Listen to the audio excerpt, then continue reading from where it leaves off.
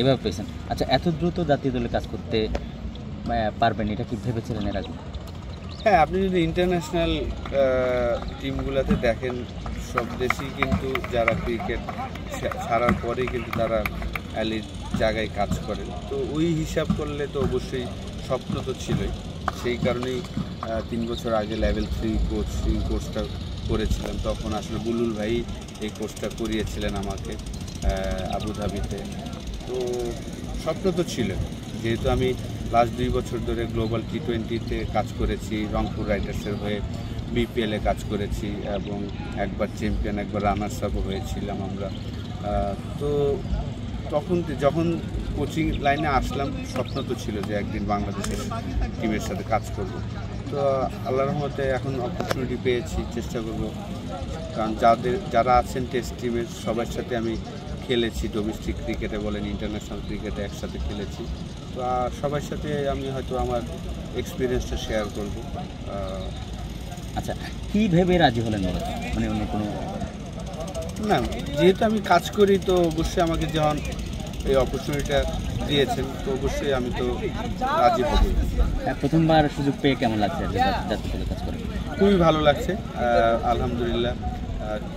টিমের সাথে ছিলাম প্রায় 13 বছর অ্যাজ এ প্লেয়ার হিসাবে, এখন কোচিং স্টাফে যুক্ত হয়েছি। তো ভালো লাগছে, চেষ্টা করব সবাইকে পজিটিভ ভাইবসটা দেওয়ার, এটাই লক্ষ্য থাকবে।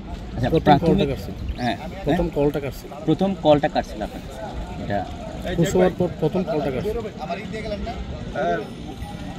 আপনাদের গণমাধ্যম থেকেই আর কি ফোনটা এসেছিল। আচ্ছা, প্রাথমিক লক্ষ্য কী এবং যদি দীর্ঘমেয়াদে এই দায়িত্বটা পান সেক্ষেত্রে আপনার প্ল্যানটা কীভাবে কাজ করবেন? এই সিরিজ নিয়ে চিন্তা করছি, লম্বা সময় নিয়ে চিন্তা করছি না। সিরিজ যেহেতু আয়ারল্যান্ডের সাথে 2টা টেস্ট ম্যাচ, 3টা T20, তো টেস্ট টিমটা আমি মনে করি যে আমাদের প্লেয়াররা খুবই এক্সপিরিয়েন্স। মুশফিক অলরেডি 2টা টেস্ট ম্যাচ খেললেই মনে হয় 100 টেস্ট হবে, প্রথম বাংলাদেশি। মমিনুল আছে, মমিনুলের ডেবুর সময় আমি ছিলাম, 190 করেছিলাম যেই ম্যাচে। তো শান্ত আছে, মিরাজ, যারাই আছেন, লিটন, সবার সাথেই কিন্তু আমার খেলার এক্সপিরিয়েন্স আছে। তো জাস্ট আমি আমার এক্সপিরিয়েন্সটা শেয়ার করব এবং তাদের সাথে পজিটিভ ভাইবসগুলাই দেওয়ার চেষ্টা করব। বাংলাদেশের ব্যাটারদের পারফরমেন্সে সবচেয়ে বেশি একটা দুশ্চিন্তা বিরাজ করে, এখানে আপনি চ্যালেঞ্জটা বেশি দেখছেন কিনা? দেখেন, সবাই কিন্তু অসাধারণ প্লেয়ার, কেউ না কেউ কিন্তু এভরি সেকেন্ড থার্ড ম্যাচে কিন্তু রান করছে। তো আশা করব এইটাই, টেকনিক তো কাউরির সমস্যা না, সবাই হয়তো বা মেন্টালি যদি আমরা স্ট্রং হতে পারি, ওই জিনিসগুলো নিয়ে আসলে আমি কাজ করার চেষ্টা করব। আপনার দৃষ্টিকোণ থেকে এই মুহূর্তে বাংলাদেশের ব্যাটারদের মূল সমস্যা আসলে কি?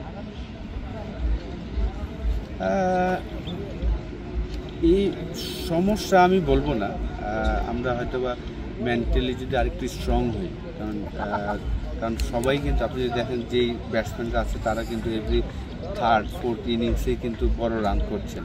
এইটাই কিভাবে আমরা এভরি সেকেন্ড ইনিংসে রান করতে পারি, ওই জিনিসগুলো নিয়ে আমার মনে হয় যে মেন্টালি যদি আমরা আরেকটু স্ট্রং হতে পারি তাহলেই আসলে সব সমাধান হয়ে যাবে। সাবেক সতীর্থ অনেকেই আপনার সমালোচনা করছেন, তাদের উদ্দেশ্যে কী বলবেন এবং বিষয়টা আপনি কীভাবে নিচ্ছেন? না, আমি তো জানি না কে সমালোচনা করছে, আমি তো এগুলো ফলো করে দিই।